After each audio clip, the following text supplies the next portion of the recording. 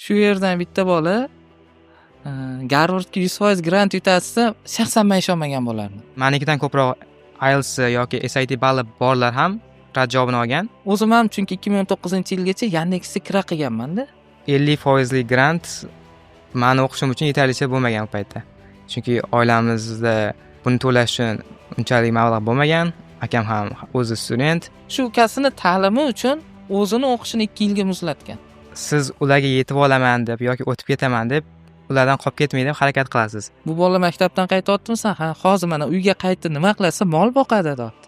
Ota-onasi buni qo'liga kitob berib, kurslarga jo'natmaydi, yo'q, unaqa fikr yo'q. Ularning ingliz tili manikidan ancha yuqoriroq edi. To'g'risini aytadigan bo'lsam. Chunki Garvard bekorga Garvard bo'lmagan uchun biz gaplashmayapmiz. U dunyoda 2-o'rinda turadi. O'ziga yarasha standartlari, talablari bor. U yerda o'qish hammaga ham emas. Uni hamma ham eplolmaydi. Sodiq podkast. Assalomu alaykum. Sodiq podkast 2-mavsum yangi formatda biz faoliyatimizni davom etishga qaror qildik. Endi ko'proq biz o'quvchilarimiz, ya'ni bizdek hamkasblar, shu yerda faoliyat olib boradigan ustozlar, ota-onalar va bizga topshirmoqchi bo'lgan o'quvchilarga manfaatli bo'lish maqsadida ko'proq kasbga yo'naltirish, o'qishdan keyin to'g'ri yo'nalish tanlash mavzularini kengroq yoritishga harakat qilamiz va bugungi birinchi podkastimiz mehmoni trenddan qolmaylik degan maqsadda, ya'ni aktual bo'lib turgan Jasurbek haqida bo'lib o'tiradi. Ko'pchilik eshitgan bo'lsa kerak, xabardor bo'lgan bo'lsa kerak, mashhur bo'ldi bu xabar. Bu yil hisobida Garvardda 2-o'quvchi, O'zbekiston tarixida bir yilda hali 2 marta o'quvchi qabul qilinmagan, lekin bu yil voqelikda shu narsani guvoh bo'ldik. O'quvchimiz Garvardga to'liq grant asosida qabul qilindi. Shu bo'yicha atroflicha gaplashishga harakat qilamiz. Kim o'zi, nima bo'ldi, qanaqa bo'ldi, hissiyotlar, tarixda, o'tmishda hammasi bo'yicha bir chekkadan gaplashishga harakat qilamiz. Jasurbek, xush kelibsan. Assalomu alaykum. Va alaykum assalom. Ko'pchilik xabardor bo'ldi, eshitdi, bildi Garvardga kirganliging haqida, lekin ko'pchilik sen haqingda hali yetarli ma'lumotga ega emas. Ya'ni Jasurbek o'zi kim? Ya'ni qayerdan, ota-onasi kim, qaysi maktabda o'qidi? Garvardgacha bo'lgan yo'lni bir 3 ga bo'lib, ko'proq yoritishga harakat qilamiz. Ya'ni Toshkentga kelguncha Toshkentdagi holat va admission va kelajakdagi planlar bo'yicha alohida gaplashsak, menimcha qolganlarga manfaatli bo'ladi degan maqsadda shu holatga qaror qildik. Xo'p. Qisqacha o'zing haqingda agar imkon bo'lsa, ma'lumot.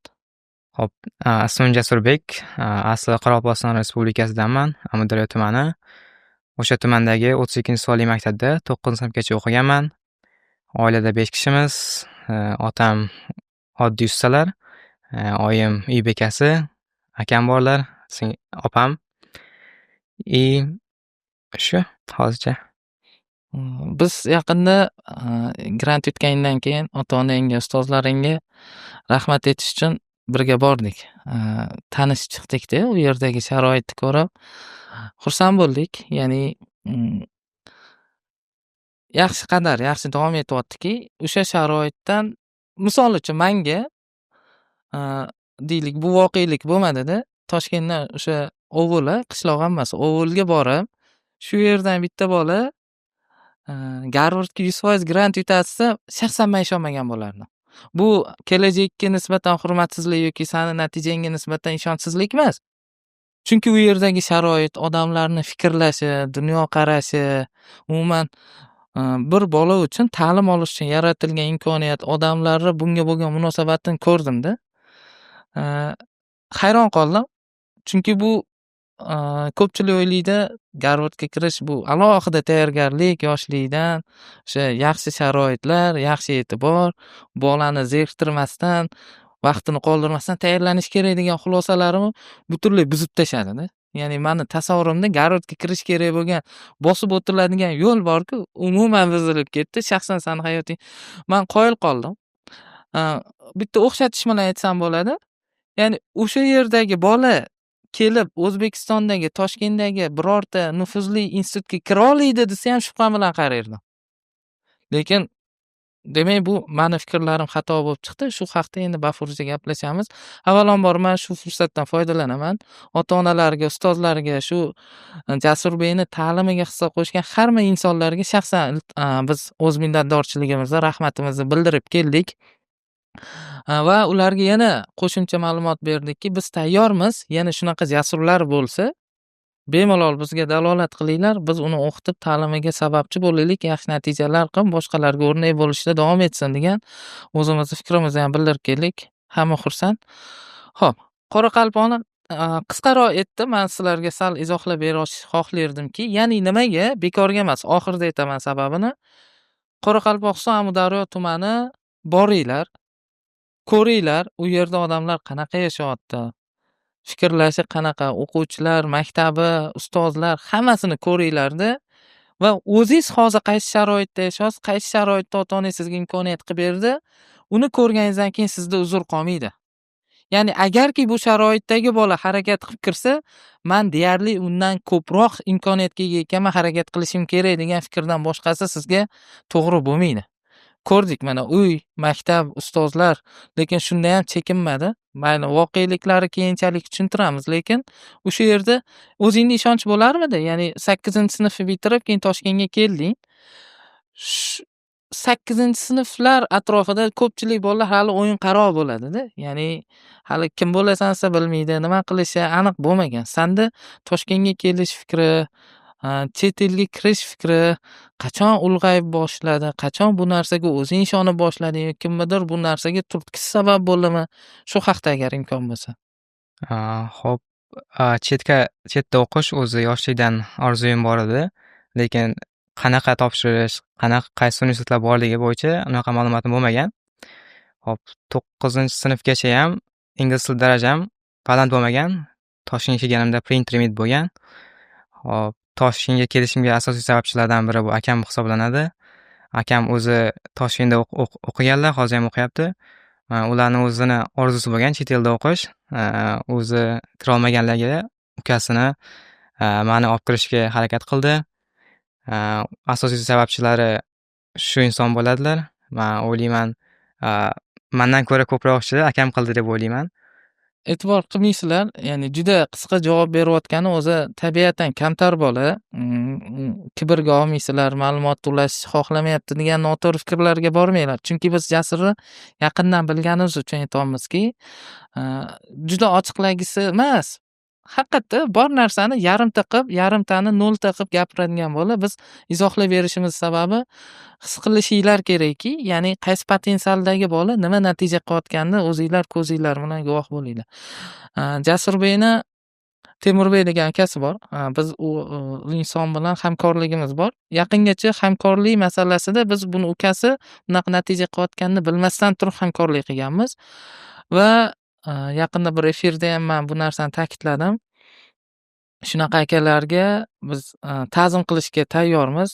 Chunki Jasur uchun aka qilgan mehnati orqasida, sahnani orqasida qoldi, lekin uni bilgan odam biladiki, Jasurlar ko'payishi uchun albatta Temurdek kabi akalar, ya'ni bir so'z bilan aytganda poddeshka qiladigan, turib beradigan ukasi uchun. Kerak bo'lsa o'zini orzusidan ham voz kechib ukasi uchun hamma narsaga tayyor bo'lgan aka turibdi siymosi. Bu siymoni biz chekkaga olib tashlasak, Jasur obrazi deyarli yo'qolib qoladi. Hattoki bir narsani aytaylik, shu ukasini ta'limi uchun o'zini o'qishini 2 yilga muzlatgan. O'zini ta'limini, institutga kirgan ta'limini 2 yilga muzlatib, ukasi uchun o'qishi sharoitini tayyorlash uchun taqillatmagan ishiga qilmagan, qo'lidan kelgan hamma ish qildi. Shuning uchun shu yerda yana bir men alohida iltimos qilardim. Temurbek, sizga kattakon rahmat, baraka toping. Shuncha qilgan mehnatlaringizni kichik mevasini ko'rdingiz, kelajakda bundan-da katta natijalari hali sizni kutib turibdi. Ya'ni fidokorligingizni mevasi bu dunyoda ham, u yoqda ham inshaalloh kam bo'lmagan holatda olasiz. To'g'ri aytdi akasi, haqiqatda ukasi uchun juda hozir bir kichkina sahna bor, ko'pchilik bilmaydi. O'zingga ham aytaman uni. Va bu balki burilish nuqtasi bo'lgandir seni hayotingda. Uni hozir joyi kelganda qo'shib o'tamiz. Xo'p, deylik, akangdan chiqdiki, Toshkentga kelish fikri va shu sahnadan bu yog'iga o'tsak, ikkinchi qismi, ya'ni Toshkentga kelish qanaqa bo'ldi, nima uchun kelindi va maqsad nima edi undan? Xo'p, Toshkentga kelishdan oldin ham shu ingliz tilini o'rganishni boshlagandim.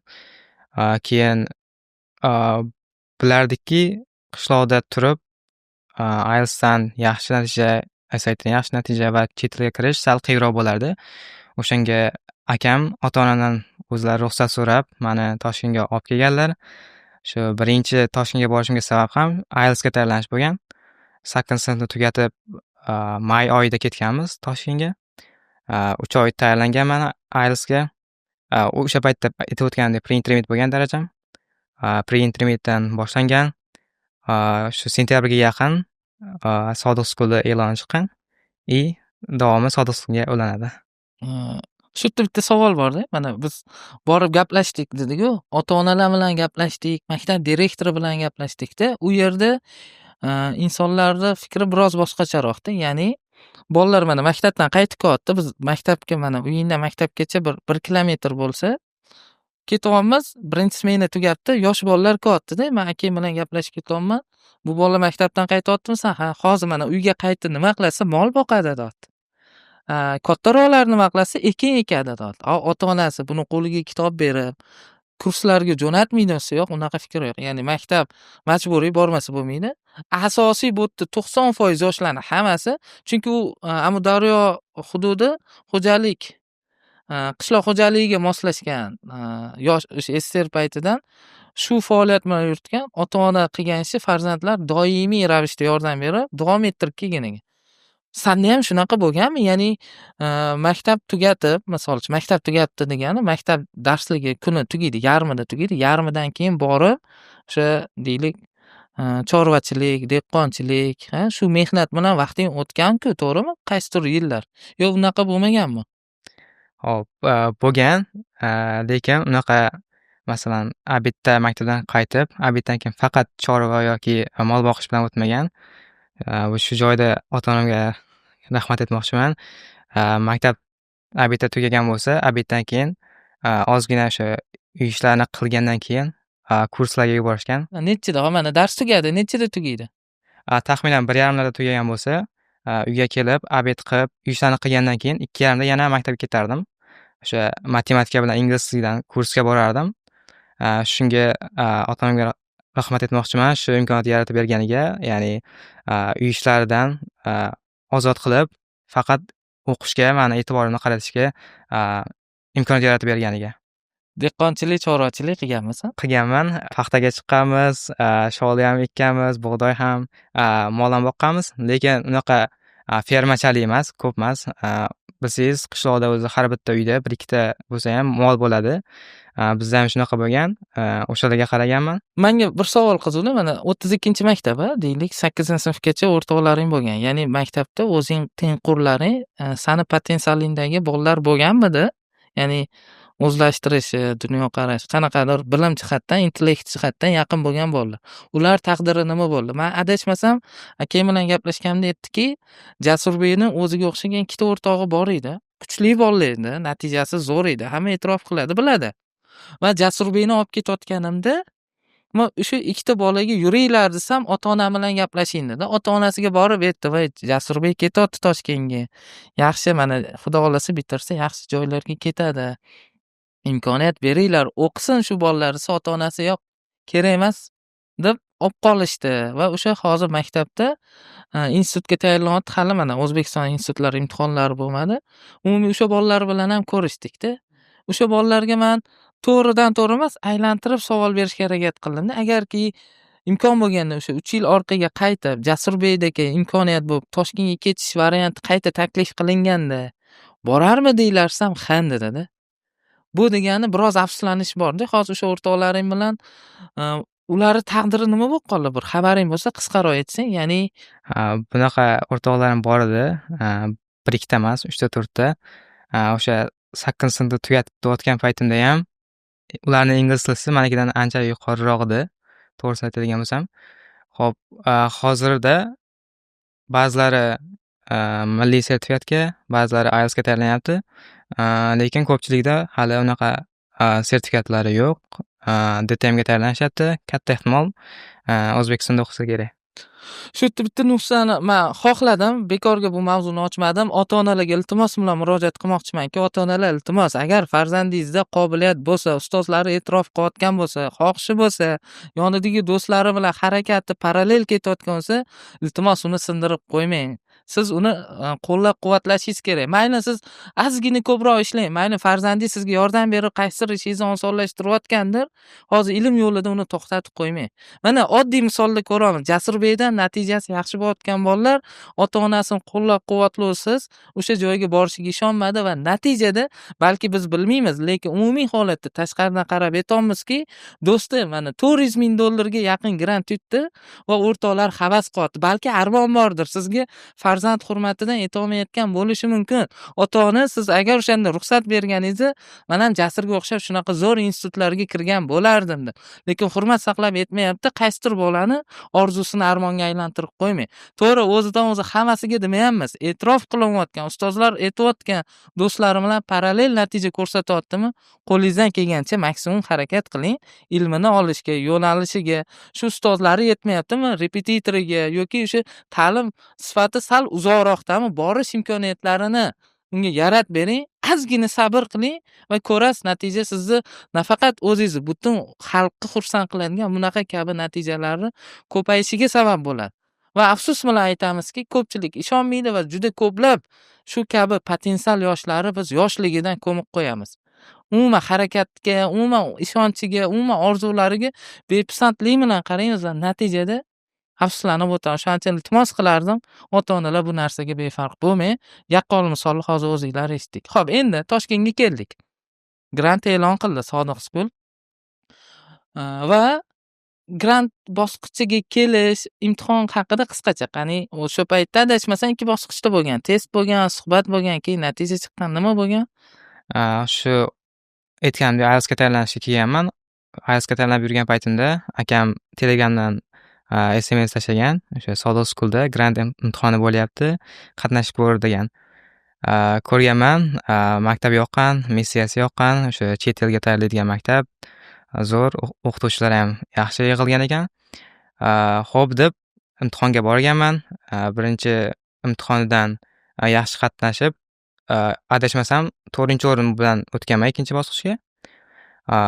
Ikkinchi bosqich suhbat bo'lgan. O'sha maktabda ustozlari bilan intervyu bo'lgan. Suhbat ham yaxshi bo'lgan. Lekin natijani chiqqan paytda ko'rganmanki, 100% bo'lmagan. 50% grant bo'lganman. 50% grant meni o'qishim uchun yetarlicha bo'lmagan bu paytda. Chunki oilamizda buni to'lash uchun unchalik mablag' bo'lmagan. Akam ham o'zi student. O'shanga davomi o'zingiz bilsangiz kerak. Bir sir aytaymi? O'sha holatda ko'pchilik bilmaydigan sir bor. Bu sir o'zimni ham esimdan chiqib ketgan ekan. Xursandchilikda yaqinda akam birinchi natija chiqdi. Men safarda edim, akam tashladi. Hasanxo'ja aka, tabriklang, shogirdingiz mana 100% Garvardga kirdi. Men uyqusirab, chunki time difference bor edi. Ya'ni O'zbekistonda ertalab, bizda hali bomdodga yaqin vaqtda. Ko'zim ochib bundan o'qiyapman-da. Garvard kollej.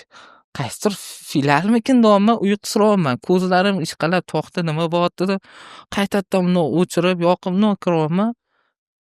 Keyin yozyapman. Garvardga kirdimmi desam, ha deydi. Grant yutdim desam, ha deyapman. Keyin o'sha u yog'iga keyin his qilishni boshladim-da. Ya'ni kutmagan joydan bunaqa muvaffaqiyatli natija kelib qolsa, inson boshqacha bo'lib qolar ekanda. Keyin xursandchilik, endi tabriklab, xudo xolasa borsa ko'rishamiz. 3-4 kundan keyin ko'rishdik. Safar tugab keldi, birinchi ko'rishdik sen bilan. O'shandan keyin tortdi-da, Hasanxo'ja aka, bitta narsa masalada maktabingizga rahmat aytaman. Mana ish bo'lgan edi. Agar shu ish bo'lmasa, katta ehtimol bilan hozir bu masalani gaplashmagan bo'lardik dedi. Nima ekan desam, Instagramda bitta xabarni qayta jo'natdi-da. 2022-yil avgustda bo'lgan ekan. 2022-yil chunki Sodiq Schoolda imtihon bo'lgan. O'sha yerda rahmat aka, biz Jasurbek grant imtihonida qatnashdi. Grantdan o'tdi, faqat 50% natija bo'lib qoldi. Hozir 50% yaxshi, zo'r, lekin hozir biroz qiynalamiz. Agar imkon bersangiz 100% bo'lsa, yaxshilab o'qirdi. bizga ham yengillik bo'lardi degan xabar yozgan ekan. Men uni eslolmadim. Keyin eslatgandan keyin nima bo'ldi deb harakat qildim, eslolmadim. Keyin o'zingdan so'rasam aytdiki, chaqiribmiz sani maktabga chaqirib, faqat yaxshi o'qigin, zo'r natija qilgin. Mana senga ishondik, faqat mana shu narsani oqlashga harakat qilgin degan gapni aytgan ekan. Uni ham eslolmadik-da va o'sha suhbatda qanaqadir niyat xolis bo'lgan ekan. Sen ham bu narsaga vijdonan, qalban to'g'ri yondashgan ekansan, natija bo'ldi. O'sha paytda qarab bir dona xat, misol uchun indamasdan ketaversa ham bo'lardi. Bo'ldi, kam harakat qilding. Bo'lmabdi-da, nasib emas ekan. Ketdik boshqa joyga harakat qilamiz deb olib ketib qolsa ham bo'lardi. Lekin qalbiga Alloh solibdiki, biz qildik demayman. Bu yerda ham mana o'sha burilish nuqtani aka tashadi. Aka ukasi uchun iltimos qildi va natija mana hozir o'sha narsani davomi sifatida mevasini ko'ryapmiz. Ya'ni burilish nuqta mana bir sir, bu 3 yillik sir edi. Nimaga buni aytayapmanki, akalar oxirigacha harakat qiling, kuchingiz yetgancha. Sizdan nima ketar? Balki bir narsa so'rab ko'ring, qaysidir eshikni taqillating, balki ochilar. Muhimi mana natija biz xohlagandan-da tepa bo'lib turganini ko'rib turibsiz. Hop, imtihon o'tdi. O'tishiga ishonarmiding? Qishloqdan bir chekkadan kelgan bola bu yerda butun respublikadan, ayniqsa prezident maktabidan kelib topshirayotgan bolalar bor. Butun respublikaning eng zo'r bolalari bilan musobaqalashyapti. Chunki ko'rding natijani. Suhbatda, koridorda intervyu bo'layotganda gaplashding, qayerdan keldi. Ishonch bormidi o'tishingga? Shu aytganimdek, Toshkentga kelganda pre-intermediate bo'lgan, o'shanga sal o'ylanganman.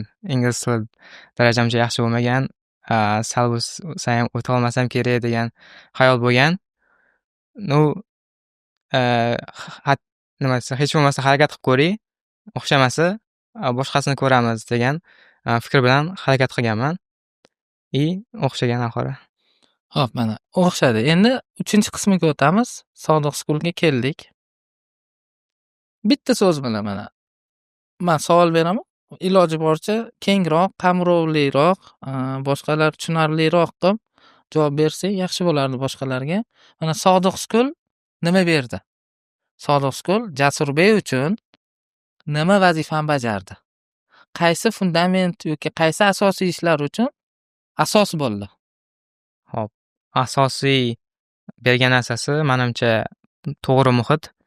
Chunki boya aytganimdek, maktabning missiyasi chet elga o'quvchilarni tayyorlash va har bitta o'quvchi maktabimizdagi shu maqsad sari harakat qilishyapti, ham qiladi. Shu sababli siz ularga yetib olaman deb yoki o'tib ketaman deb ulardan qolib ketmay deb harakat qilasiz. Ya'ni atrofingizda bir xil maqsad sari harakat qilayotgan o'quvchilar yig'ilgan paytda siz o'sishdan to'xtamaysiz, yanada ko'proq ishlashga o'zingizni undaysiz va men o'ylayman, shu eng bergan Sodiqga bergan narsasi to'g'ri muhit. Undan tashqari yana boya aytgan to'g'ri jamoa, ya'ni ustozlar jamoasi, o'z sohasida eng zo'rlari yig'ilgan. Shu joyda hamma ustozlarimga rahmat aytib qo'ymoqchiman. Faqat meni mehnatim emas, albatta sizlarning mehnatlaringiz. Hammangizga rahmat. Eslayman-da, o'tgan yili menimcha bo'lgan. Mana hozir sen bilan gaplashyapman. Sen bilan bog'liq kadrlar kelyapti-da. Eslab o'tishim kerak bo'ladi. Yana bitta fidoyilikka ketishim kerak. Bilishing kerak. Nima uchun? Sani chunki bu mehnatingning ortasida sen bilmagan, ko'rmagan ko'plab insonlar fidoyiligi turibdi-da. O'sha narsa hech qachon ertaga muvaffaqiyatga erishganingda ham ko'zingning oldidan ketmasinki, ya'ni inson ildizini yo'qotsa, daraxt qunib qoladi-da. O'shaning uchun men senga aytmoqchiman. Esimda adashmasam qaysidir oy maktabda stipendiya joriy etilgan. Eng yaxshi natija ko'rsatgan o'quvchilarga stipendiya va sertifikat, tashakkurnoma beriladi va uni shaxsan men o'zim uydagilarga olib borib berardim. Ya'ni ota-onasiga mana rahmat, o'g'lingiz maktabda eng zo'ri bo'ldi. Undan zo'ri yo'q bo'lmadi. Baraka toping. Natijasi hozir kichik natija, hali bundan-da zo'r natijalar bilan nafaqat men, balki davlat rahbari ham kelib sizni tabriklashi mumkin degan gaplar bilan. O'shanda eslayman, bir marta borganimda Chilonzor tomonda adres olganmizda endi biz kuratorlardan aytmasdan borishimiz kerak. Dom bo'lgan, qaysi domga kirishni bilmaganmiz. U yerda dom yozilgan, qaysi podyezdmi, xonadon raqamimi esimda bo'lmaganda, o'zingga qilsak bo'lmaydi. Keyin akangni nomerini olgan. Ana ustoz kurator akang nomerini olib berganda, akangga qilganman. Temurbek, men Hasanxo'ja ustozman, mana shunaqa do'mni topgani qaysi desam tushuntirib berdi-da. O'shanda men bir narsani ovozidan bilib oluvdimki, o'zim ham chunki 2019-yilgacha Yandexda kira qilganman-da. Ya'ni maktabda ishlaganman, repetitorlik qilganman. Undan tashqari 2-3 soat Yandexda voditelь bo'lib turib, haydovchi bo'lib turib, o'shanda programmani mana misol uchun men yuribman, klient chiqsa chiqaradigan ovozi bor-da. Men klient chiqyapti, olasanmi degan anaqa taklif beraman, unda bossa oladi. Xuddi o'sha ovozni akang telefonda gaplashayotganda eshitganman-da. Ya'ni bu degani akasi mana nimaga o'qishini muzlatdi? Chunki Toshkentda yashash kerak, sharoiti bor, kvartirasi bor. Opang ham menimcha institutda o'qirdi. Adashmasam, Chirchiq pedagogika institutidamidi? Yo'q, Nizomiy nomidagi pedagogika. Ha, pedagogika institutida o'qirdi va asosiy ta'minotchi akang edi. Va kirakashlik qilib turib, bu uyat emas. Ya'ni bu men faxr bilan aytayapmanki, hatto mana singlisini, ukasini ta'limi uchun o'zini ta'limini muzlatib, o'zi ham o'qishga kirgan. Lekin muzlatib turib, endi hozir 4-kursni bitiryapti aka adashmasam. Endi ya'ni uni tengqurlari bitirib bo'ldi-da. Shu qurbonlikni qildi, uyalmadi, pandeshka qildi. Ya'ni bu voqelikka davomida faqatgina etib qo'yib, faqatgina olib kelib qo'yib emas, o'sha oxirigacha turib berdi degan maqsadda. Buni balki bilarding, yo'q bilmasding. Men o'shanda his qilgan edim-da. Ha, malades aka ekan deb, keyin oilalarga gramatani berib ketgan edik. Yaxshi kadr qo'ygan, ya'ni sen haqingda, oilang haqida menda yetarli taassurotga ega bo'lish uchun anaqa puzzle bo'ladi-ku, unda kichkina kadrlar yig'ilib, zo'r kartina shakllanib qolgan edi. Oson emas edi. Menimcha ko'p olmagansan-a stipendiyani? yo'q, bir marta olganman. Bir marta. Sulus orqali-ya? Ha, 3 marta olganman. Sulus degan narsa, bizda shunaqa ba'zi narsalar bor, kelgan o'quvchilar kichkina so'z bilan tushunib oladi. Ya'ni rag'batlantirish, o'quvchilarni natijasini ota-onaga ko'rsatib turish, ya'ni eng zo'ri bo'lyapti. Pandeshka qilib turing degan maqsadda. Xo'p. Endi mana asosiy qismiga kelamiz. 3 yil umri o'tdi Sodiq Skulda. Shu 3 yil mobaynida qaysi hislatlaringni o'stirding? Nimalar senga eng katta qadam bo'ldiki, o'zingga bo'lgan mana Garvardga topshirish, misol uchun mana 100 ta bola bo'lsa, 100 tadan 100 bizda topshirganlar nechta bo'ldi taxminan o'rtoqlaring? 88 ta bitiruvchimiz bor-a bu yil. Nechtasi Garvardga topshira oldi? 5-6 ta bo'lsa kerak. Mana 88 tadan faqat 5-6 tasi o'ziga ravo ko'rdi-da, ya'ni o'ziga ishongan holatda shu yerga topshiraman dedi. Ya'ni ba'zilar topshirmayman dedi. Chunki o'zini shunaqa baholadi. Ya'ni qaysi narsalarga ishonib turib Garvardga topshirish qarori senda dadil bo'ldi? O'zi Garvardda o'qish yoshlikdan orzu bo'lgan. O'shanga IELTS'larni, SAT'larni olib bo'lgandan keyin o'ylaganman. Xo'p, kira olmasam ham hech bo'lmasa harakat qilib ko'ray, topshirib ko'ray. Armon bo'lib qolib ketmasin. Agar kira olmasam aytaman, hech bo'lmasa harakat qilib qo'ydim. Harakat qilib ko'rdim degan ma'noda topshirganman. O'zi maktabdagi bolalarning ichida SAT balli bo'yicha ham men bilan bir xil baldagi bitta bola bor edi va eng baland menda edi. O'shanga o'ylaganman, Sodiq Skuldagi topshirayotgan o'quvchilarning ichida SAT balli eng balandi menman va shu ball bilan ham Garvardga topshiradigan odam bo'lmasa, uyat deganday ma'noda topshirganman. Ya'ni bitta maktabdan hech bo'lmasa topshirish darajasiga yetadigan o'quvchi chiqmagan bo'lsa, bu uyat degan ma'noda o'zim topshirganman. 1510 edi SAT. Shunaqa. Ya'ni ko'pchilik bilmasligi mumkin. SATdan 1510, IELTS'dan 7,5. 7,5. Ya'ni o'rtadan teparoq bo'lgan natijalar. Haqiqatda, ya'ni 1500 dan tepa bo'lsa, Garvardga bemalol topshirsa bo'lardi. Endi admission haqida gaplashaylik. Mana admission degani qabul protsessi Garvardga early decision, ya'ni early emas, regular decisionga topshirilgan. Garvardga regular decision. Ya'ni early degani odatda Amerika institutlari 2 bosqichda o'quvchilarni qabul qiladi. Noyabr oyida va yanvar oyida. Noyabrda juda kamroq early deydi. Unda ham bitta filtr qilib o'quvchilarni qabul qiladi va undan keyin qolgan bo'sh joylarga dekabrdagi nomzodlar, ya'ni yanvargacha topshirgan o'quvchilar orasida o'quvchilarni qabul qiladi. Nimalarga e'tibor qiladi? Ya'ni nima uchun Garvard Jasurni tanladi? Qaysi akademik qobiliyat yoki qaysi portfolio yoki qaysi personal statementdagi muhim argument Jasurni strong anaqa nima deydi, raqobatbardosh, kuchli kandidatga aylantirdi. Hop, o'zi chet tilga topshirishda sizdan faqat IELTS yoki SAT ballingizga qarab qabul qilishmaydi. Sizdan judayam ko'p ma'lumotlarni so'rashadi. Bularga kiradi o'sha IELTS, SAT, maktabdagi baholaringiz, ustozlarning tavsiyanomalar, keyin universitetlarning o'zini insholari bor, ularni yozishingiz kerak bo'ladi. Shu hamma dokumentlarni yig'ib topshirgandan keyin universitet ko'rib chiqadi va hammasini jamlab oxirida sizga javob xatini berishadi.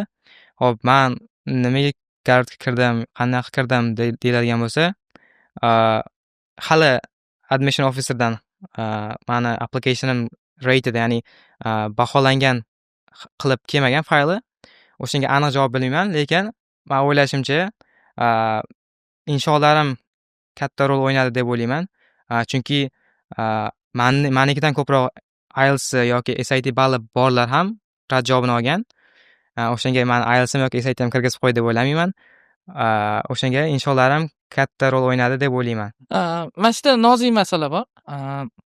Hamma biladi, misol uchun IVga topshirayotgan, top institutlarga topshirayotganlarda deyarli ma'lumot borki, bo'ldi. SAT, IELTS bu faqatgina keyingi etapga olib o'tuvchi bitta instrument. Ya'ni shu inshogacha qarash kerak bo'lgan, misol uchun IELTS bo'lmasa, SATs bo'lmasa qaramasligi mumkin. O'shangacha shuni taqillatib beradi, shundan ichkarida nima gap so'z bo'lishi insho hal qiladi degan pozitsiyadaligini hamma biladi. Adashmasam 2021-yilda Rustam Nur degan bola bor edi. Yale institutiga to'liq grant yutgan bola bor edi. Shu bola bilan shaxsan bir suhbatlashganmiz. Ya'ni keyin biz ham endi shunga harakat qilyapmiz. Top institutlarga kirish hali trendga kirmagan, orzuligicha bitta, ikkita bola ko'rinib turardi-da.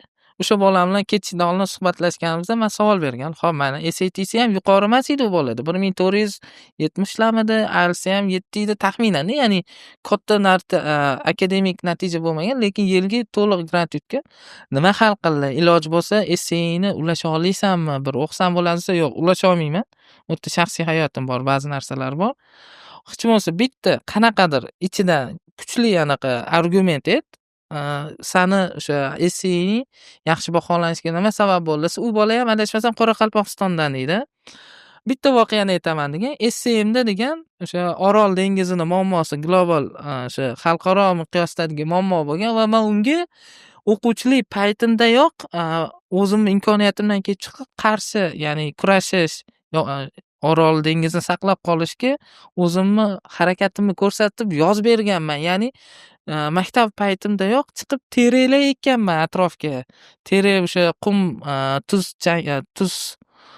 changini to'xtatadi, qumlarni yo'qotadi va qanaqadir ekologiyaga foydam tegsin degan pozitsiyani ko'rsatganing, balki shu bo'lsa kerak degan gap aytdi. Uni o'ylab qarasa, haqiqatda muammo. Miqyosi xalqaro va bu o'quvchi qo'lidan kelish kerak bo'lgan nima ish qildi. Demak, haqiqatda bu haqiqatga yaqinroq degan xulosaga keldim. Shanda ham xuddi shunaqa bitta mayli to'liq essay bo'lmasa ham qanaqadir bir kichik essayni hal qiluvchi omil bo'ldi deb o'ylaydigan bir voqeani aytsang, boshqalarga ham menimcha manfaat bo'ladi. Men hali essayni o'qimadim, lekin olaman, bir o'qib ko'raman. Ya'ni agar ruxsat bersang shaxsiy hayoting, uni oshkor qilmaslik sharti bilan. Nima uchun? Ya'ni biz nimaga ko'proq e'tibor berish mumkinligiga e'tibor qilishimiz uchun. Xo'p, men ham to'liq ocha olmayman essayimni, lekin nima haqida yozganimni aytib berish mumkin. Xo'p, men ham Orol dengizi haqida yozganman, lekin to'liq u haqida emas. Ya'ni qaysidir qismi Orol dengizi haqida, qaysidir qismi men soham, ya'ni engineering haqida. Shu ikkalasini bir-biriga ulab yozganman to'liq essayimni. Mayli kichkina joyini ochadigan bo'lsak, boshida nima yozganimni aytaman. Xo'p, meni essayim qanaqa boshlanadi? Menimcha siz ham yoshingizda daraxtni shoxlaridan miltiq yasab, otishma o'yini o'ynagansiz. Ragatka. Biz ragatka uni rezinka bo'ylab narsa otishmi? Shunaqaroq. Ragatka. Shu sahna bilan meni o'ynayotgan shu o'yinni o'ynayotgan sahnam bilan boshlanadi va davom etadi. Shu joyi introduction deyiladi, ya'ni boshlang'ich qismi shu bilan boshlangan meni essayim. Qiziq, o'qib ko'rish kerak. Manda bitta savol borda, hech javobini topa olmadim. Balki san ham hozir bu savolga javob nimaga shu top institutga kirgan bolalar essesini oshkor qilmaydi? Qochadi shu masaladan. Nima deb o'ylaysan? Mana o'zing ham shu voqelik ichidasan-da, aniqroq javob berishing mumkin. Xo'p, men o'ylashimcha asosiy sabablardan biri bu keyingi yil topshirayotgan o'quvchilar ko'chirishlari, copy paste qilishlari. Chunki ular o'ylashadiki, birinchi yil kirgan o'quvchi shu essay bilan kirdi va shuni ko'chirsam, keyingi yil topshirsam aniq kiraman deb o'ylaydi. Lekin ular bilishmaydiki, faqat bitta essayga qarab sizni qabul qilishmaydi. Sizni butun applicationsga qarab, ular bitta puzzle bo'lish kerak-da. Bir-birini to'ldirish kerak. Essaylari, activitylari, SATIslari, общий applicationni ko'rib chiqqandan keyin puzzle yig'ilsagina sizni qabul qilishadi. Demak, menga o'xshab noto'g'ri o'ylab yurmanglar. Qizg'anyapti, egoistlik qilyapti. Mana o'zi kirib oldi, boshqalar kirishni xohlamayapti emas, qaytangi sizlarning kirishinglarni xohlayotgani uchun, ya'ni siz o'zingiz voqelikdan yozishingiz mumkin bo'lgan reallikdan qochib, bu yerdan prototip olib yasamaydi. Shansiz tushirib yubormang. Ular chunki biladi, har yil o'qiydi. O'zbekistondan kirgan o'quvchilarni va bu yil O'zbekistondan topshirayotgan o'quvchilarni taxminan fikrlashini biladi-da. O'shaning uchun ijobiy qabul qilib, xulosani pozitiv hal qilishinglar mumkin ekan. Ya'ni kirishinglar xohlayotgani uchun deb men tushundim. Bunga ishonish ishonmaslik hammani o'zini miyasidagi fikriga bog'liq. Men lekin to'g'ri qabul qildim. Haqiqatda agarki hamma o'zinikini oshkor qilaversa, real case'lar yo'qolib, sun'iy holatlar ko'payib ketadi va bu tabiiyki ertaga hal qiluvchi omil bo'lganda negativ xulosaga sabab bo'ladi. Xo'p, adashmasam recommendation letter ham topshiriladi, to'g'rimi? Kimlardan olgansan? Qaysi ustozlar bergan? Xo'p, o'zi universitetlar sizdan asosan ikkita ustozdan so'raydi. Bitta school counselor deyiladi, ya'ni Maktab maslahatchi. maktab maslahatchisi yoki davlat maktablarida zavуч deyiladi. Shundan olinadi. Tashqaridan ham ikkitagacha tavsiyanoma olinsa bo'ladi. Ya'ni sizni bu bo'lishi mumkin. Agar ilmiy ish yozgan bo'lsangiz, sizga mentorlik qilgan ustozingiz yoki qayerdadir internship, ya'ni amaliyot o'tagan bo'lsangiz, sizga yordam bergan ustozingiz bo'lishi mumkin yoki tengdoshingiz bo'lishi ham mumkin. Xo'p, men o'zim keladigan bo'lsak, men ikkita ustozimdan olganman. Bittasi Sodiq Suhulda dars beradigan fizika ustozim Baxtiyor ustoz. Ikkinchisi eski maktabimdagi informatika ustozidan olganman. Hozir bu yerda bitta narsaga men e'tibor beryapmanki, ko'pchilik recommendation letterni professorlardan, qanaqadir xalqaro obro'si bor bo'lgan, darajasi, ilmiy darajalari bor bo'lgan insonlardan olishga harakat qiladi-da va ularni rekomendatsiyasi haqiqatda tan olamiz. Misol uchun, qaysidir bitta professor dunyo miqyosida tan olinadi, qayerlardir ma'ruza qiladi, kitoblar chiqqan, maqolalar chiqqan. U ustoz sizga rekomendatsiya bersa, bu zo'r tosh bosadi. Sizni imkoniyatingizni oshiradi. Lekin mana jasur keysida ko'rishingiz mumkinki, informatika ustoz bitta Qoraqalpog'iston Amudaryo tumanidagi bitta informatika ustoz va Toshkentdagi bitta fizika ustoz. Ularni darajasi ham professor emas yoki ilmiy kandidat emas, qanaqadir maqolalar, kitoblar muallifi emas. Shu ustozlarni sizga bergan kandidat o'quvchiga bergan fikri, rekomendatsiyasi, tavsiyasi qaysidir keyslarni yoritib bersa kerak, qaysidir tabiiy va bu bolani potensialini ko'rsatib beruvchi xabar bo'lsa yetarli ekan. Garvard uchun mana qishloqqa va oddiy shahar bitta ustozini tavsiyanomasi bir o'quvchini qabul qilish uchun yetarli hisoblanar ekan. Ertaga siz bu narsani inobatga oling. Yuqori martabadagi top klassdagi ustoz bermasa ham bu sizda shansingiz yo'qoldi degani emas. Mana real case'da Jasurbekda bu narsani isboti topildi. Xo'p, endi topshirildik. Mana natija chiqadi-yu. Shuni kutish, shu xabarni bunday o'qish, qanaqa bo'ldi, kim bor, nima edi, emotsiya, misol uchun Azizbek degan bolani ko'rdik. Internetda chiqib ketdi, kadrda yozilgan, essay o'sha congratulations deganda emotsiya, inson haqiqatda bu katta ichki energiya bilan chiqib keladi. Sanda qanaqa bo'ldi shu kadr? Xo'p, o'zi Qayerda eding, kim bilan eding? Universitetga topshirayotganda mani college listim, ya'ni topshirgan universitetlarning ro'yxati faqat top universitetlar bo'lgan. Top universitetga topshirgan faqat shunga ko'pchiligidan rejection kelgan. Hop, man o'zi ochishni Garvardda oxirgi olib qo'ygandim. Ungacha hammasi deyarli rejection bo'lgan. O'shanga kutilmalar ham uncha yaxshi bo'lmagan, umid so'ngan. Oxirgisi agar undan ham rejection olgan bo'lganimda, taxminan gap year olgan bo'lardim yoki O'zbekistonda o'qishga to'g'ri kelgan bo'lardi. O'shanga umid uncha yaxshi baland bo'lmagan.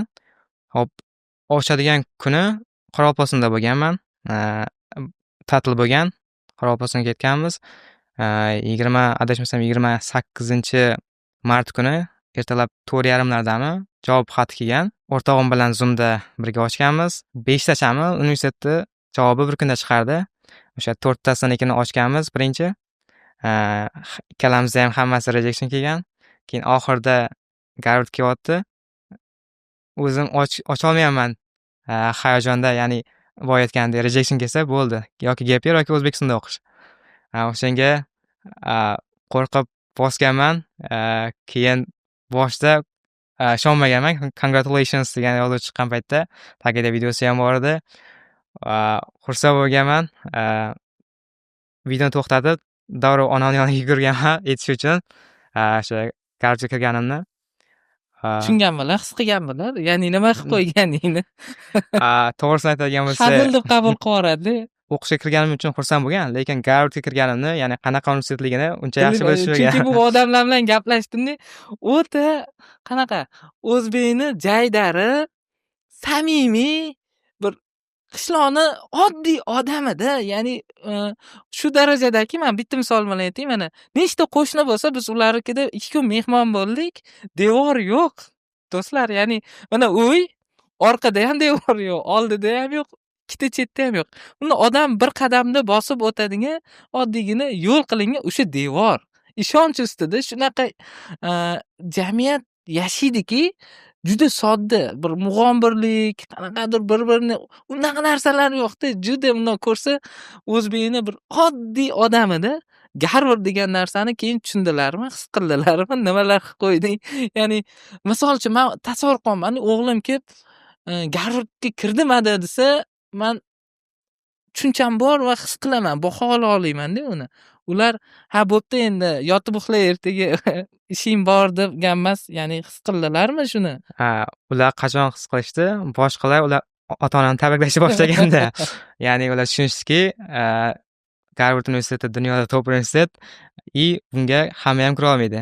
O'shanga o'sha mahallamizdagi hammalar, ustozlarim, hammalari ota-onani tabriklashni boshlaganda ular tushunib yetishdi o'sha yaxshi universitetligini. Xuddi seriallarda happy end bo'ladi-ku. Hamma voqelik yomon bo'lib turadi. Eng oxirgi anida bitta o'xshab qoladi. Patron ruletka pistoletni otadi, oxirgi qoldi, otdi va bu ham qanaqadir ajib odam rejasidan tashqaridagi ishlar. Essay haqida gaplashdik, rekomendatsiya haqida gaplashdik. Yana bir narsa bor, ko'pchilik esdan chiqaradigan extracurricular degan narsalar bor. Ya'ni maktabdan tashqari nima yutuqlaring bor, jamiyatda nimalarga qiziqqansan va u bo'yicha nima sertifikatlarga egasan degan narsalarni ham optional-ku, lekin bo'lsa yaxshi bu narsa. Chunki u narsa bo'lmasa, faqat o'qigan ekan bu bola, boshqa qiziqishlar yo'q ekan degan xulosaga kelib qoladi. Senda nimalar bor edi? Xo'p, o'zim topshirgan soham engineering. O'shanga universitetlar sizdan o'zingiz topshirgan sohada bir ikkita mashg'ulotlar bo'lishini xohlashadi, ko'rishni xohlashadi. O'shanga menda ham engineering bo'yicha birinchi aktivitim ilmiy maqola yozganman o'zim. Engineeringdagi energy efficiency degan mavzuda. Xo'p, ikkinchisi Qayerda chiqqan bu maqola? Bu chiqarilmagan. Shunchaki o'zim boshqa past paper deyiladi, ya'ni avval yozilgan, shu mavzuda avval yozilgan ilmiy maqolalarni o'qib, hammasidan qanchadir ma'lumotni olib, combine qilib, o'zi yoziladi. Independent research paper deyiladi. Meniki shunaqa bo'lgan. Ikkinchisi amaliyot bo'lgan. Xo'p, o'sha engineering bo'yicha amaliyot o'talgan. Qayerda o'talgan? Uni aytolmayman, lekin O'zbekistondagi kompaniya. Nomini aytolmayman. Sirmi bu? Nima bu? Shunaqa. Boshqa applikantlardan ajratib turgan aktivitim menimcha mnemonika bo'lgan. Ha, mnemonika esimdan chiqibdi. Mnemonikada menimcha adashmasam, g'oliban bo'lgan eding-da, shu. O'sha 9-sinfdan beri mnemonika bilan shug'ullanib kelaman. O'zbekiston chempionatida 2 marta qatnashgan bo'lsam, bitta oltin, 2ta kumush olganman. Rossiya mnemonika chempionatida finalist bo'lganman. Asosiy aktivlar shular bo'lgan. Undan tashqari yana school clubs bo'lgan, basketbol sportlar bo'lgan. Shunga o'xshash yana bir ikkita aktivitelar. Bu mnemonika bizda maktabda alohida dars sifatida tashkil qilingan. Ya'ni shu darsni o'zidagi natijami yo yana alohida qo'shimcha shug'ullanib, kurslar olib, ko'ndirmalar? Yo'q, o'zi mnemonika borligini Sodiq So'l kelgandan keyin bilganman. O'sha hamma erishgan natijalar ham shu darslar davomida Ortiqcha emas. olingan. Ya'ni o'sha darsni shu mnemonika qanchalik foyda berdi senga? Undan tashqari, ya'ni musobaqalarni sertifikatidan tashqari xotirangga, qaysidir fanni yaxshi o'zlashtirishga. Mnemonikani xotiraga ancha foydasi bor. Xotiradan tashqari, IELTSda yoki SATda tayyorlanishda ham bilsanglar kerak, xorijiy so'zlarni yodlash kerak bo'ladi. Shu yodlashda ham tezroq va effectively deyiladi, ya'ni sifatliroq yodlashda mnemonika ancha qo'l kelgan menga. Yana nima honorlaring borki, ya'ni qo'shimcha san portfolio sifatida ko'rsatding? Undan tashqari, boya aytdim, ilmiy maqola yozganman. Ilmiy maqolalar bo'yicha musobaqa bo'lgan. O'shanda qatnashganman. O'shani yozganman. Undan tashqari, fizika bo'yicha tuman bosqichida 2-o'rin olganman. U ham honorda yozilgan. 5-inchisi, o'tgan yili Toshkent shahrida debate bo'yicha, ya'ni World Scholars Cup debate competition bo'lgan. O'shanda qatnashganman va shuni yozganman 5-inchisiga. Hozir mana deyarli jasur muvaffaqiyatini ta'minlagan omillar bo'yicha gaplashyapmiz. Ya'ni SAT, IELTS, essaylar, ekstrakurikulyar honorlar. Lekin xuddi shuni takrorlagan inson balki ertaga qabul qilinmasligi mumkin. Bu yerda yana bitta muhim narsani biz esdan chiqaryapmiz. Bu jasur degan o'quvchini shaxsiyati. Ya'ni uni kunlik rejimi nima bo'lgan, nima qilgan. Ya'ni hozir biz 3 yillik mobaynida bosib o'tilgan yo'lni 1 soatda gapirib berish qiyin. Ya'ni umumiy holatda qanaqa kunni o'tkazish kerak, qanaqa vazifalar, qanaqa time table'da yurish kerakki, bu natijalari vaqtida samarali, hammaga unaqa o'rnak bo'ladigan darajaga olib chiqishi. Misol uchun mana Toshkentga kelgandan keyin kuning qanaqa o'tgan, vazifalari qanaqa, qiynalsang nima qilarding? Shu haqda agar izohlab, ochiqlab berish imkoni bo'lsa. Hop, bilmaganlar uchun Sodiq School 9 dan 5 gacha bo'ladi. O'shanga ertalab 6-7 da turilgan to'g'ri maktabga jo'nalgan. Chunki nonushta maktabning o'zida berilgan. O'sha yerdan nonushta qilib, obedgacha darslar bo'lgan. IELTS bilan SATni ham dars sifatida o'tilgani sababli maktabdan tashqari kurslarga bormaganman. Hammasi maktabda bo'lgan. 5 gacha obedgacha darslar bo'lgan bo'lsa, obeddan keyin darsdan tashqari mashg'ulotlar bo'lgan. Undan tashqari o'sha IELTSga, SATga yana qo'shimcha tayyorlanganmiz 5 gacha. 5 dan keyin yana uyga qaytilgan. Darsliklardan uy ishlari qilingan. Darsdan tashqari hozir aytib o'tilgan ekstrakurikulyar qilingan. Kun rejim taxminan shunaqa bo'lgan. Asosan maktabda o'tgan. Shaxsiy rivojlanish uchun vaqt qolganmidi yo faqat mana shu akademik uy vazifalari bilan ko'proq vaqting band bo'lib qolganmidi? Asosan akademik bo'yicha maktabda o'tilgan. Uyga borgandan keyin shaxsiy rivojlanish bo'yicha davom etgan. Misol uchun bu bo'lishi mumkin o'sha kitob o'qish, shaxsiy rivojlanish bo'yicha kurslar ko'rish, YouTube'da videolar ko'rish. vaqt qolgan. Buni bekorga so'ramayapmanki, men SAT tayyorlayapman, men IELTSga tayyorlayapman, men admissionga tayyorlayapman deb hamma narsani chekka surib, faqat shu bilan tayyorlanib, boshqa narsaga vaqt qolmagan bahona qilayotgan o'quvchilar uzr qolmadi. Ya'ni uni ham, buni ham vaqtida qilib, kerakli dozada kunlik me'yor bajarish bemalol imkoni bor ekan. Biz buni mana o'quvchini o'zini tilidan eshitdik. Ya'ni ulgurmayapsizmi demak nimadir noto'g'ri. Uni to'g'rilash kerak. Uni o'zingizni aqlingiz, o'zingiz imkoniyatingiz bo'lmayotgansa, aqli yetadigan shu narsani sizga to'g'ri maslahat beradigan insonning oldiga boring, sizga joy-joyiga solib berishga harakat qiladi. Xo'p, ana endi Garvardda tanlagan yo'nalishing bo'yicha men juda xursand bo'ldim. Birinchi so'raganim akangdan Garvardga kirdi. Okey, xo'p, zo'r xursandchilik. Keyin so'radim, qaysi yo'nalishga kiribdi? Desa, mechanical engineering dedi. Chunki shaxsan o'zim ham mechanical engineering fakultetini bitirganman, chet el institutini. Uni bilaman. Ya'ni nimaligini, qanaqa fanlar o'tilishi, qaysi muammolari hal qilishi tanamda his qilganman-da u fanlarni o'qib. Va xursand bo'ldim. Hozir jamiyatda injenerlikka bo'lgan talab nafaqat O'zbekiston, butun dunyoda ortib boryapti. Sababi zo'r injenerlar yetishmovchiligi bor. Aynan birinchi savol ikki qismdan iborat. Nega aynan shu yo'nalish tanlading? Major sifatida mechanical engineering, ya'ni o'zbekchasi mashinasozlik injenerligi bo'lsa kerak. Mexanik muhandis. Mexanik muhandis desak ham bo'ladi. Ha. Shunaqaroq. Nega aynan shu yo'nalish? Xo'p, o'zi bu yo'nalish yoshligimdagi yo'nalish bo'lmagan, ya'ni orzu qilgan yo'nalishim bo'lmagan. Toshkent kelmasidan oldin men o'ylab yurardim, biznesmen bo'laman deb. Toshkentga kelgandan keyin aytishlik bo'laman, ya'ni computer science sohasini tanlayman deb o'ylaganman. Undan keyin yana izlanishlar qilganman. Yana o'zgargan soham, ya'ni finance yoki iqtisod bo'yicha o'qiyman deganman va oxiri tushunib yetganmanki, menga mechanical engineering ko'proq yoqadi. Chunki computer science ni o'qiyotgan paytimda tushunganmanki, men kod bilan emas, tangible deydilar, ya'ni qo'l bilan ishlashga ko'proq moyilroqman. O'shanga shu sohani tanlaganman. Universitetda ham shu sohani yaxshi o'rganib, kelajakda shu sohada ishlashni niyat qilganman. Bu hozirgi jamiyatdagi yoki butun global qaysi muammolar hal qiladi? Bu aynan shu yo'nalish mutaxassisi qaysi sohada ishlaydi va u nima muammolarga yechim bo'la oladi? Boshqalar tasavvur qila olish uchun. Xo'p, bu judayam broad deydi, ya'ni keng soha. Siz hayotingizda qanaqa muammo bo'lsa, hammasini hal qilish mumkin. Bunga misol keltirish mumkin. Kasalxonalarda hamshiralar emas, robotlar ishlashlari mumkin. Yoki masalan, ofitsiantlar, ular ham robot. Uni ham mexanik injenerlar ishlab chiqaradi. Qo'limizda ishlatilgan telefonlar hammasi bu muhandislarning ishi. Hamma muammolarni ular yechim berishadi. Shunga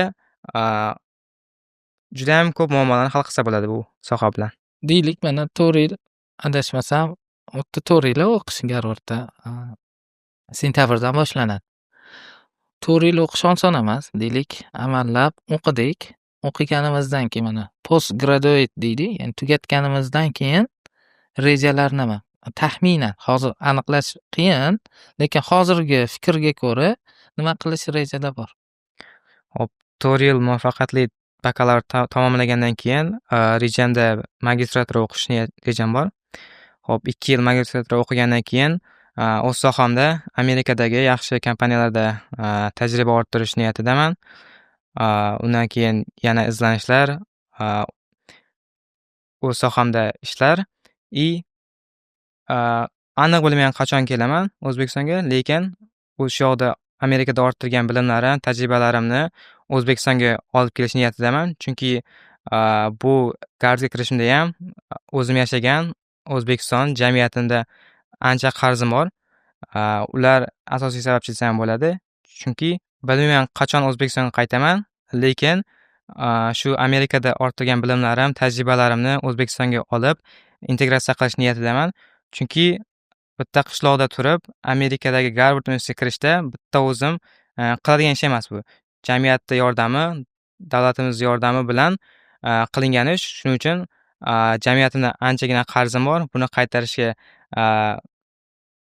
ancha harakat qilaman va shu barcha yig'gan tajriba bilimlarimni O'zbekistonga olib kelib, jamiyatimizda qanaqa muammo bo'lsa, hammasini yechishga harakat qilishga va'da beraman. Masalan, shu yerda bitta savol bor-da menda. Mana san tengqurlaring eshitayotgan, misol uchun shuncha o'qidi, shuncha Amerikaga ketdi. Nima bor O'zbekistonga qaytib? U yerda misol uchun qolsa, oyligi katta, obro'si baland, mashhurlik bo'ladi, sharoiti zo'r. Nima zaril O'zbekistonga qaytib degan tabiiy savol tug'ilishi mumkin-da. Qaysi kuch sani orqaga qaytishga undab ushlab turibdi. Ya'ni nima? Sani qaytishim kerak degan bir kuchli motiv bo'lib turibdi. Hozir aytib o'tgandek, qishloqdan Amerikadagi Garvard universitetiga kirish oson emas. O'zim qishloqda yashab, judayam ko'p muammolarga duch kelganman. Bu suv muammosi bo'lishi mumkin, elektr muammosi bo'lishi mumkin. O'zbekistonga qaytib kelishdan asosiy maqsad ham, mana keyingi yoshlar ham bu muammolarni ko'rmasdan o'sha Garvard kabi universitetlarga kirish yo'li osonlashishini xohlayman. Ya'ni suvsizlikdan qiynalib yoki elektrdan qiynalib dars qilishga vaqti bo'lmasdan qolmasdan kirishlari yo'li osonlashishini xohlagan bo'lardim. Shu joyda men o'zimni shaxsan tashakkurimni bildirmoqchiman. Juda ko'p yoshlar shunaqa muvaffaqiyatga erishadi va xohlardim, balki hammangizda qalbingizda shu niyat bordir, lekin bu narsani oshkor etishingizni, boshqalarga bu narsa yuqumli bo'lishini xohlardim. Qachondir muvaffaqiyatga erishdingiz, ketdingiz, o'qidingiz, zo'r bo'ldingiz, sohada e'tirof qilindingiz, mutaxassis bo'ldingiz. Bir narsani esdan chiqarmang, siz aynan o'sha sohada, shu pozitsiyada turishingiz uchun siz uchun xizmat qilgan, siz uchun turib bergan jamiyat, ustoz, qarindosh kim bo'lsa ham kichkina qarzingiz bor. Shu qarzingizni uzish esingizdan chiqmasin. Uni istalgan usulda, ya'ni qaytib kelmasdan turib ham uzishingiz mumkin. Qachonki unutmasdan turib o'zingizni pozitsiyangizni shu yo'nalishda qanaqadir yordamlarni, grantlarni, maslahatlarni eng kamida pozitsiya jihatdan o'zbekiga bo'lgan hurmatni oshirish sizni qo'lingizda turibdi. Mana bu yil O'zbekistondan 2ta bola qabul qilindi. Ular test qiladi. O'zbekistonda mana 2ta bola keldi. Yurishi, gap so'zi, o'zlashtirishi, potensiali, pozitsiyalarni ko'radi. Yaxshi ekan deb ertaga kvotalar ko'paytirish mumkin. Shuning uchun avvalambor rahmat aytaman. Bu niyatingizda sodiq qolinglar va Alloh oson qilsin. Ertaga mushkulot oson emas. Katta miqyosdagi challenge, ya'ni chorlovga ketilyapti. Buni o'tda tirik qolish o'zi qiyin. Ya'ni kuniga 2-3 soatlab kitob o'qimasa haydalib ketish bu yaxshi baho emas. Haydalib ketmaslik uchun kamida shuncha vaqt ajratish kerak. Katta mehnat turibdi. Bu yo'lda sizlarni doim duodamiz, qo'llab-quvvatlaymiz. Ota-ona, ustozlar, jamiyat va sizlar ham shu niyatingizda sodiq turishinglar xohlaysiz va boshqalarga o'rnak bo'linglar.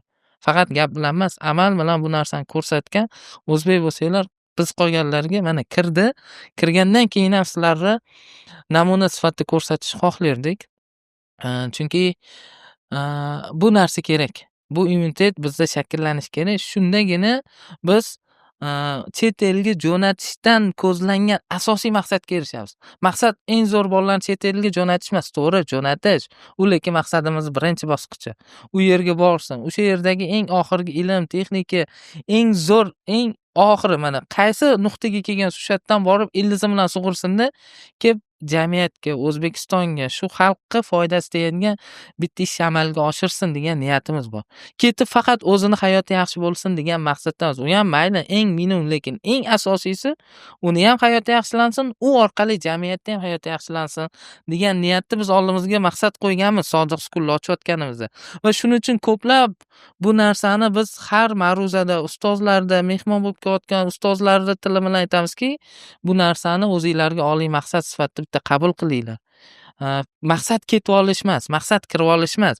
Maqsad u yer sizga bitta instrument bo'lsin, bitta sabab bo'lsin, oqibatlarini biz his qilaylik degan narsani darslarda, tanaffuslarda, ovqatlanishda doimiy takrorlaymizki, qulog'idan qalbiga kirsin, qalbidan amali niyatiga kirsin degan niyatda doim so'raganmiz. Mana hozir eng kamida shu niyating borligi meni xursand qildi va xohlardim, iltimos qilardim sen orqali boshqalarga bu narsada sobit tursin, sodiq bo'lsin va natijasini hammamiz birgalikda ko'raylik. Xo'p, mana Jasurni Garvardga kirishgacha bo'lgan voqelik, ketma-ketliklari haqida eshitdik, bildik, ma'lumot oldik. Menda boshqa savol qiziq. Mana xo'p, endi u yog'iga nima bo'ladi? Mana kirdik, 2-3 oydan keyin Amerikaga borish kerak. U yer umuman jamiyat, odam, standart, o'lchovlar umuman boshqacha-da. Sen buni kichik bir bosqichidan o'tding. Qoraqalpog'istondan Toshkentga keldik. Bitta ovuldan Toshkent poytaxt maqomida kelib, qaysidir ma'noda moslash jarayonini kichik bosqichda o'tding. Lekin bu yerda farqli jihat shundaki, o'zbek, tili bir xil, madaniyati, qadriyati bir xil, to'g'ri. Yashash tarzi boshqacha bo'lishi mumkin, nisbatan biroz rivojlangan boshqa, lekin umuman boshqa dunyoga yo'l oldi Jasurbek. Odamlari, tili, qadriyat, madaniyat o'sha. Unga hozirdan tayyorgarlik ko'rmasa, chunki Garvard bekorga Garvard bo'lmagani uchun biz gaplashmayapmiz. U dunyoda 2-o'rinda turadi. O'ziga yarasha standartlari, talablari bor. U yerda o'qish hammaga ham emas. Uni hamma ham eplolmaydi. Unga hozirdan tayyorgarlik ko'rib bormasa, ertaga qiynalib qoladi. Shu haqda biroz harakat qildingmi, nimadirlarni o'rgandingmi, biror immunitet shakllandimi, ertaga nima kutayotganini his qildingmi, shu haqda ham biroz ma'lumot bersa, qolganlarga ham bu ma'lumot bo'lib qolar. Boya aytib o'tgandek, 9gacha davlat maktabida o'qiganman. O'shanga hamma darslar o'zbek tilida bo'lgan, ingliz tilida bo'lmagan.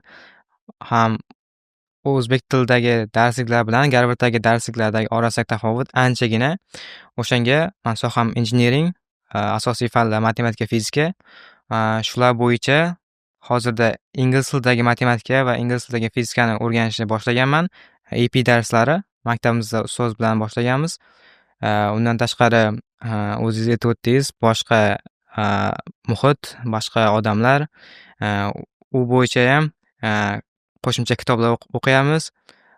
Undan tashqari, Garvardda ingliz tilida kitoblar o'qitadi. Juda qiyin kitoblar o'qitiladi. O'shanga doimiy ravishda kitob o'qishni odat sifatida shakllantirishga, Ingliz tilidagi kitoblar. odat sifatida shakllantirishga harakat qilyapman hozir. U yerdagi misol uchun o'quvchilar bilan mumkin bo'lishi mumkin, misol uchun sodir bo'lishi mumkin bo'lgan voqealar, qiyinchiliklar, qaysidir tushunmovchi o'sha narsaga oldindan internetdanmi, Garvardda rasmiy qabul kimdandir ma'lumot olishga harakat qilib ko'rmadingmi? Ya'ni O'zbekistondan hozirgacha 2ta o'quvchi o'qiyapti hozir Garvardda. Ular bilan bog'langanman. O'zi hayot qanaqa, Garvardda o'qish qanchalik qiyin, nimalarga tayyor bo'lib borish kerak, shular bo'yicha maslahatlashib, tavsiyalarni olib gaplashib turibmiz. Undan tashqari ham LinkedIndan o'sha yerda o'qiyotgan boshqa davlatdagi o'quvchilar bilan ham gaplashamiz. Ulardan tavsiyalarni olib, tayyorgarliklar yaxshi ketyapti hozircha. yaxshi. Demak, o'sha ichkarida real aktual bo'lgan insonlardan tavsiya yaxshi. Yana bir ma'lumot esdan chiqibdi. Yaqinda Shohruh aka degan aka bilan gaplashdik. NYU Abu Dhabida xalqaro menejer ekanlar, ya'ni aynan O'rta Osiyo bo'yicha vakil hisoblanar ekanlar. Maktabimizga keldilar, rasmiy suhbat bo'ldi, yana xos suhbatlashdik. O'sha yerda sani mavzuying ko'tarildi.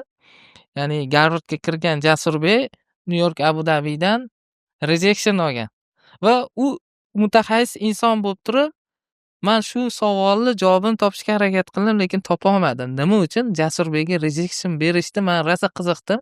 Chunki ular baribir rasmiy oshkor qilmasaga hamma ma'lumot. O'zimcha o'yladim dedilar. Ya'ni nima sabab bo'ldi ekan? Buni ko'rdim. Akademik narsalari bor. Chunki Garvard atkazib bermagan o'quvchiga biz atkazib berishimizning asosiy sababi demak xos holat bo'lish kerak deb o'yladilar va aytdilarki, menimcha dedilar, chunki bizda maktabdan Murodbek Aslamov New York Abu Dhabiga 100% grant bilan qabul qilingan va katta ehtimol bilan dedilar, bitta maktabdan ikkita bolani qabul qilmaslik, ana qo'shtirnoq ichidagi qoida, ya'ni rasmiy qoida emas. Shu tufayli atkazib bergan bo'lsa kerak, men boshqa ayb topa olmadim dedilar. Shaxsan o'zlaridan chiqqan voqelik va haqiqatda Murodbekdan ham so'radik.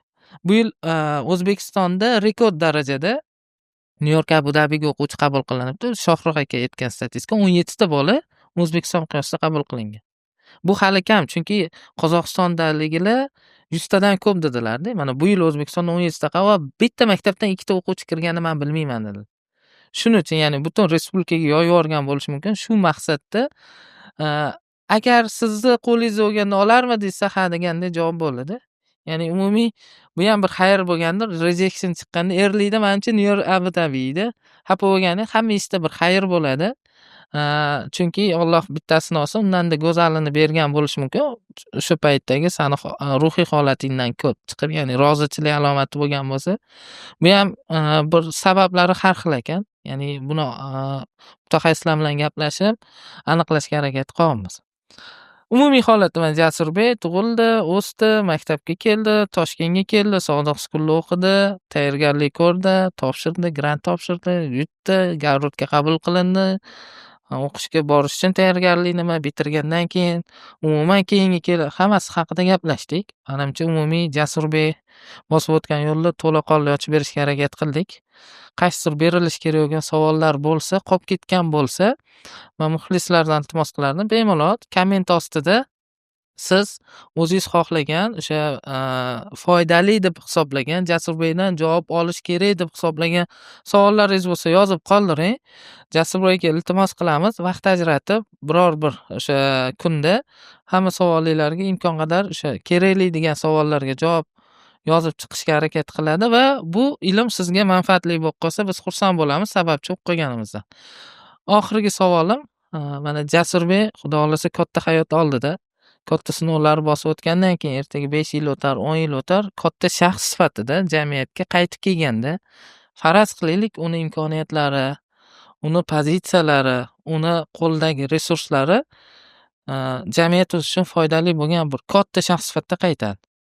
O'sha paytda Jasurbek biror bir manfaatli ishni amalga oshirish uchun hozir u orzusidagi jamiyatni qanaqa tasavvur qiladi?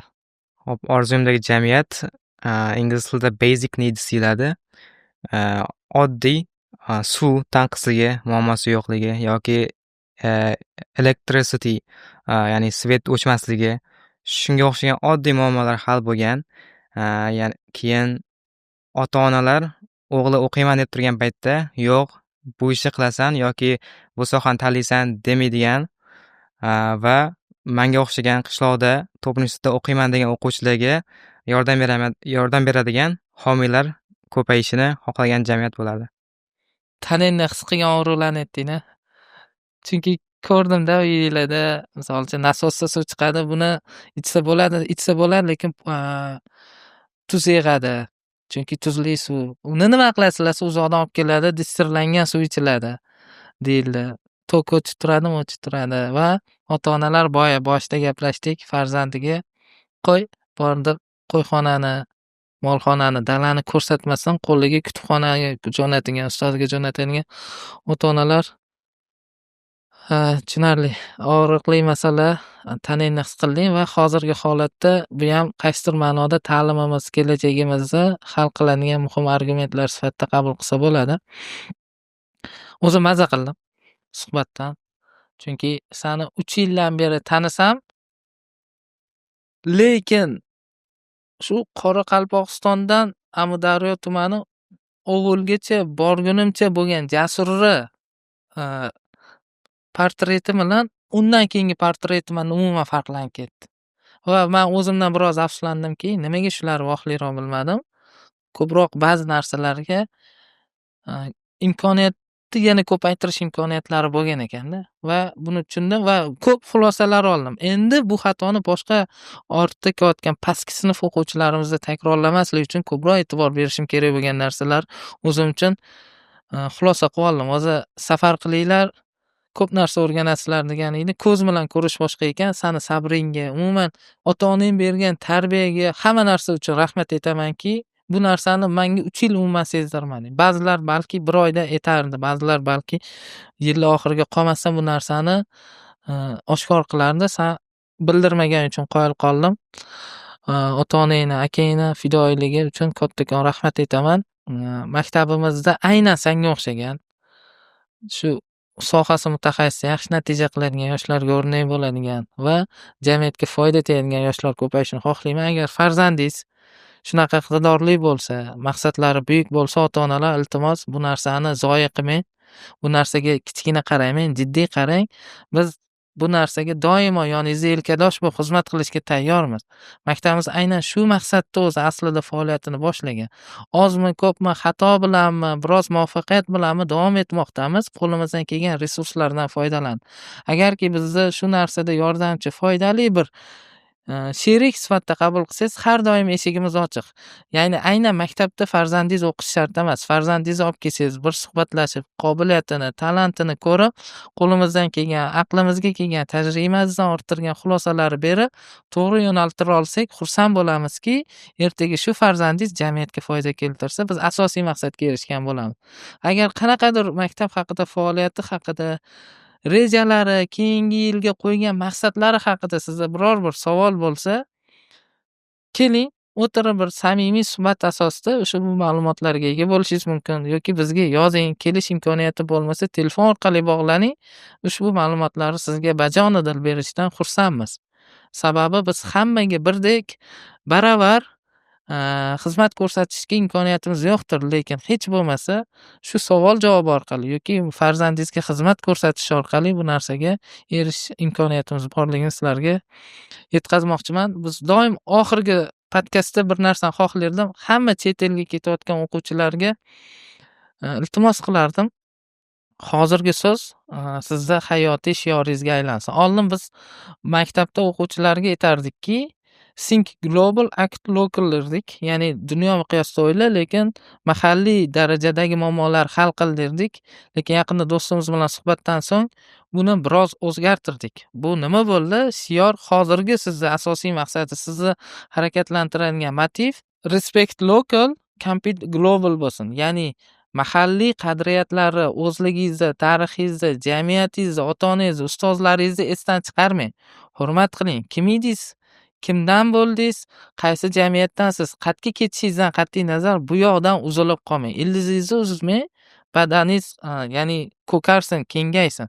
Esdan chiqarmang. Doim bu yerdagi jamiyatni qadr-qimmatini, bu yerdagi urf-odatlarni, tilini hurmat qiling, qadrsizlantirmang. Doim ularga yuqori nazarda qarab, ularni hurmatini joyiga qo'ying va dunyo miqyosidagi tengqurlaringiz bilan bemalol raqobatdosh bo'ling, chunki sizda potensial, bu narsaga qobiliyat, sizni genetikangizda bor. Bu narsa sizni doim maqsadingizni asosiy eng topida tursin, chunki bu sizga arziz. Hamma bildi, eshitdi, ko'rdi, grant yutdi deyliga. Biz ham boshida taxminiy hisob-kitoblarga ko'ra $360,000 grant yutdi dedik. Lekin yaqinda rasmiy xat keldi. Birga ochdik, uni ko'rdik. Garvarddan va u yerda financial aid bo'yicha umumiy oxirgi raqamlar keldi-da. Ya'ni to'liq grant ichiga nimalar kiradi? Ya'ni umumiy summa qanaqa bo'ldi? Bular o'zing qanchadir rasxod qilasanmi? Sandan qanaqadir pul talab qiladimi? Shularni misol uchun menga ham qiziq va boshqalarga ham qiziq. Ertaga to'liq bu narsaga xulosa qilsin-da. Ya'ni to'liq grant yutdi deganda nimalarni tasavvur qila olishi muhim.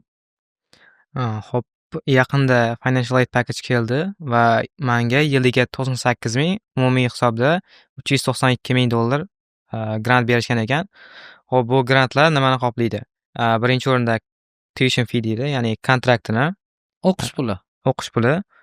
Ikkinchi o'rinda yashash joyi, ovqat, accommodation, food, ya'ni yeb-ichish ovqati. Undan tashqari kitoblar sotib oladi. Kitoblar o'tda ishlatiladigan, undan tashqari borib kelishga samolyotga biletlar. Necha mahal shu yiliga? Adashmasam yiliga 2 marta. Summa ajratganmi yo faqat? Yiliga $4,700 berishgan, adashmasam. $4,700 bir yilga. Shunaqa. 3 marta borib kelsa bo'lar ekanda, taxminan. Undan tashqari personal expense deydi, ya'ni o'zingiz ishlatishingiz uchun pul berishadi, qanchadir miqdorda. Undan tashqari startup grant deyiladi, ya'ni birinchi yil uchun siz o'zingiz universitetga moslashib olishingiz uchun $2,000 grant berishadi birinchi yilga. Yaxshi. Ishlashga ruxsat berar ekanmi u yerda? Agar xohlasangiz ishlasangiz bo'ladi, unga ham pul berishadi sizga. Mo'magina. Qancha pul agar? Agar haftasiga 8-10 soat ishlasangiz, 3,5 bir o'qish yilida topsangiz bo'ladi. Kuniga 1 soat. Kuniga 1 soat. Rasmiy, ha. Shunaqa. Ajoyib. Ko'ryapsiz, ota-onalar, o'quvchilar, hech narsa o'zingiz yoningizdan xarajat qilmaysiz. Samolyotdan samolyotgacha yashashingiz, ovqatingiz, kitobingiz, o'zingizni moslash uchun kerak bo'lgan jihozlarni sotib olish, turar joy, hamma narsalar qoplanadi. Bizda bir gap bo'lardi, yashab bersa bo'ldi derdik, o'qib bersa bo'ldi. boshqa har qanaqa moliyaviy jihatdan ehtiyojini esdan chiqaradi. Hattoki kuniga 1 soat ishlab yaxshigina pul topish imkoniyati bor. Bu ham bolalarni o'sha ishlashdan tashqari, ya'ni pul topishim kerak degan fikrdan chetlashtirib olish uchun institut tomonidan amalga oshirilgan ish. Qo'shimcha ma'lumot, ya'ni ko'pchilik 400 ming dollar qo'liga beradi deb o'ylaydi. Yo'q. Shu kabi sizni xarajatlardan to'liq qoplaydi. Haqiqatda o'zi o'quvchiga boshqa narsa ham kerak emas. Shuni o'zi uni to'liq potensial bilan o'qishga harakat qiladi. Nasib qilsa bu yil Amerikaga sayohatni reja qilganmiz. Borganda ba'zi joylarga bizga access, ya'ni ruxsatnoma bo'lmagan binolar ichida, adashmasam o'sha Garri Potterni ovqatlanadigan sahnasi bor. O'sha yer Garvardda oshxonasidan olingan. Kiramiz desak kirgazmagan edi. Faqat maxsus ruxsatnoma bilan, san bilan balki o'sha yerga va eng katta kutubxonalari bor. O'tlar tashqarigacha ruxsat bo'lgan, ichkariga xos sani ruxsatnomang bilan balki kirishni reja qilarmiz. Nasib balki. O'tgan yil o'zi alam qilgan edi, kirgazmagani. Bu yil o'sha alamimizni 2 marta olib kelamiz san orqali. Xudo xolisa. Shu, salomat bo'linglar. Inshaalloh keyingi podkastlarda yana ustozlar bilan, ota-onalar bilan, boshqa yana yaxshi natija ko'rsatayotgan o'quvchilarimiz bilan sizlarga maqsadli, manfaatli bo'ladigan kontentlar qilishda davom etamiz. Keyingi mavzular agar qiziq bo'lsa, kontentda yozib qoldirsanglar, balki u haqda mutaxassis bilan suhbat qilish rejamizga kiritilar. Salomat bo'ling.